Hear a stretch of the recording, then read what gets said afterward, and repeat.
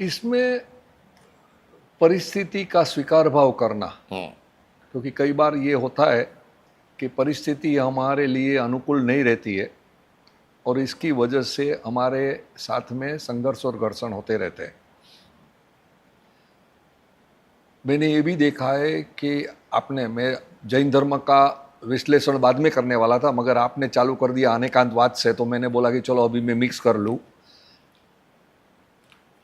मैंने ये देखा है कि भगवान महावीर के जो 4 ध्यान है, अर्थ ध्यान, जो मेरी भाषा में मैं बताऊँ कि अर्थ ध्यान मीन्स कोई भी व्यक्ति को जब भी असंतोष चालू होता है तो अर्थ ध्यान चालू हो जाता है।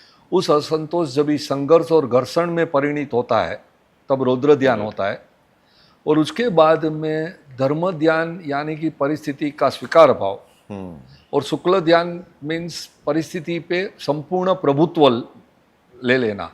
तो आपको लगता है कि ये परिस्थिति का स्वीकार भाव हमें संघर्ष घर्षण से हटकर सुख और शांति का मार्ग पे लेके जा सकते हैं? एक तो अजय भाई आपने बहुत अच्छी परिभाषा की, मैं आपको साधुवाद देता हूँ। आपने बहुत संक्षेप में बड़ी सटीक परिभाषा की है, और निश्चित रूप से मैं आपकी इस बात से सहमत हूँ कि परिस्थिति को स्वीकार करना, इसको मैं कहूँगा कि उसको जीवन जीने की कला आ गई। देखिए, जब तक ये दुनिया है, संसार है, तब तक झमेले चलते रहेंगे। अब उस झमेले के बीच में रास्ता निकाल लेना। एक विदेशी गया, घोड़े को पानी पिलाना था गांव में। किसान के पास गया कि भैया मेरे घोड़े को पानी पिलाना, अरहर चल रहा था, अरहर से पानी निकल। तो किसान ने कहा पूछना क्या बाबूजी, बहुत पानी बह रहा है, पिला दीजिए। तो घोड़े को नजदीक लेके गया तो वो अरहर जब चलता है तो खट खट आवाज की घोड़ा बिदक गया। उसने दूसरी बार ले गया, फिर आवाज से बिदक गया। तो उसने कहा अरे तुम्हारी ये खटखट बंद कर, मेरा घोड़ा पानी नहीं पी रहा। उसने कहा बाबूजी ये खटपट है तब तक पानी है, खटपट बंद हुई तो पानी बंद हो जाएगा। तो जब तक संसार है, दुनिया है, एक से अनेक लोग साथ हैं, ये सब चलेगा, संघर्ष भी चलेगा। लेकिन जिसने इस संघर्ष में से समाधि को सीख लिया, वही जीवन जीने की कला है, और वही हमें, धर्म का अर्थ ही यही है। धर्म का अर्थ उपासना और वो नहीं है, धर्म का अर्थ ये जीवन जीने की कला।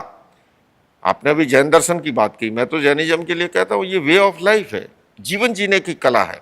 और बल्कि जीवन की ही नहीं, जीवन जीने की कला तो और भी कई सिखाते हैं, इसमें मृत्यु की कला भी है, कैसे मरना ये कला भी है। तो ये बहुत महत्वपूर्ण है और इसी से है समाधान है। आपने बहुत अच्छी बात कही कि दूसरों की भावना का सम्मान करो जी। आपने कहा कि विभिन्न दृष्टिकोण का भी स्वीकृति करो जी। कल हम बिहार के गवर्नर के साथ में थे जी। श्री आरिफ मोहम्मद खान साहब के साथ में जी। और उन्होंने 2 अच्छे वर्ड दे दिए हमें, विनम्रता और कृतज्ञता। तो ये 2 शब्द से आदमी का जीवन कैसा अच्छा बन सकता है, आप समझाएंगे?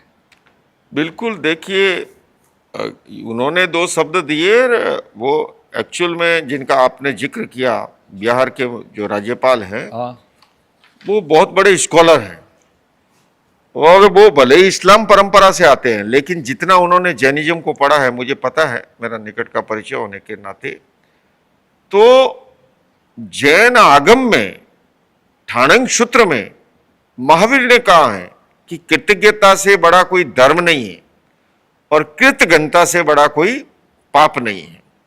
और दूसरे में विनम्रता, 10वें कालिक आगम का उत्तरायण का अध्ययन है पूरा विनम्रता के ऊपर। और बल्कि हमें हमारे गुरुजी कहा करते थे प्रारंभ में जब दीक्षित हुए कि देखो, अच्छा शिष्य जो होता है वही अच्छा गुरु बन सकता है। आज विनम्र रहोगे, अनुशासन में रहोगे, बल्कि सीधी सपाट भाषा में कहें परतंत्र बन के रहोगे, तो तुम जीवन भर स्वतंत्र रहोगे। और अभी ही स्वतंत्र बनने की कोशिश करोगे तो फिर जिंदगी भर कोई न कोई ऊपर अनुशासन करने वाला रहेगा, परतंत्र रहोगे। तो इसका ये बहुत मूल्यवान शब्द है दोनों ही, और मैं समझता हूँ अनेक झगड़ों को खत्म कर सकता है। आप किसी के प्रति, जैसे मैं देखिए हर देश के अंदर हर भाषा में बहुत सी खूबसूरती होती है।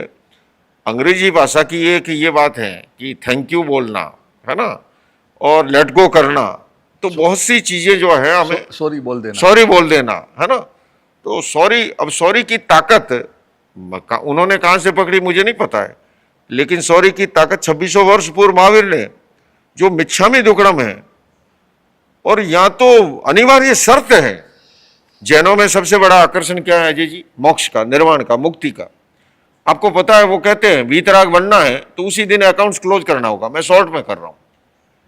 अगर साधु मुनि बन के रहना है तो 15 दिन में अकाउंट्स क्लोज करना होगा। अगर श्रावक रहना है तो 4 महीने में उसको भी अकाउंट्स क्लोज करना होगा।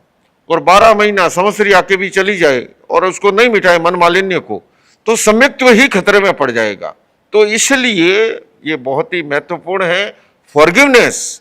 आज पश्चिमी देशों में यूनिवर्सिटियों में मिलियंस और बिलियंस डॉलर का प्रावधान है, फॉरगिवनेस पे रिसर्च हो रही है कि वो कैसे महत्वपूर्ण है और कैसे जीवन में उपयोगी होती है। आचार्य जी, ये जो विनम्रता है, कृतज्ञता है, मिच्छामी दुक्कडम है, ये बोलने में और सुनने में शब्द बड़े अच्छे लगते हैं, मगर जीवन में वो उतारने में बहुत डिफिकल्ट है। हाँ। तो ये बड़ी चुनौती है हमारे सामने। देखो, बोलना, व्याख्यान देना, मेरे को भी क्वेश्चन करना, आपको जवाब देना, वो तो बहुत इजी बात है। शब्द तो सबके पास है, यही है। मिच्छामी दुक्कडम मैंने देखा हुआ है कि जैसे फॉरेन कंट्रीज में वो हर टाइम कुछ हो जाता है, सॉरी बोल देता है, थैंक यू बोल देता है, और वापस वही वो। हमारे यहाँ मिच्छामी दुक्कडम बोल देते हैं और नेक्स्ट मोमेंट से वही वो। तो ये चुनौतियां से आगे कैसे बढ़ सकते हैं? देखिए, उस चुनौतियों से तत्व ज्ञान की भाषा में कहूँ, हाँ जी, तो उदय भाव और सायोक्षमिक भाव, ये निरंतर संघर्ष है।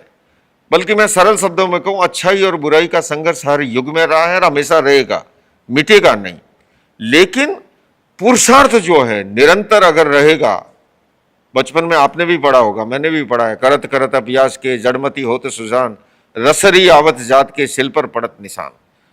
योगीराज कृष्ण से भी पूछा अर्जुन ने कि ये मन रूपी घोड़ा जो है भागता बहुत है, दौड़ता बहुत है, इस पे काबू कैसे पाऊं? वो कहते हैं वैराग्य और अभ्यास।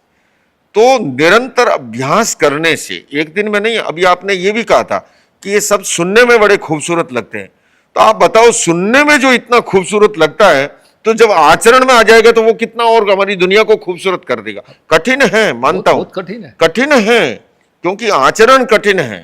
लेकिन जब अगर वो आ जाएगा तो कितनी खूबसूरत दुनिया बनेगी, जिसकी हम शब्दों में व्यक्त नहीं कर सकते। वो अनिर्वचनीय है, वो अनुपम है, अद्वितीय है, बेजोड़ है। तो इसलिए इसके लिए निरंतर, एक तो वैराग्य और दूसरा अभ्यास, निरंतर अभ्यास करने की जरूरत है।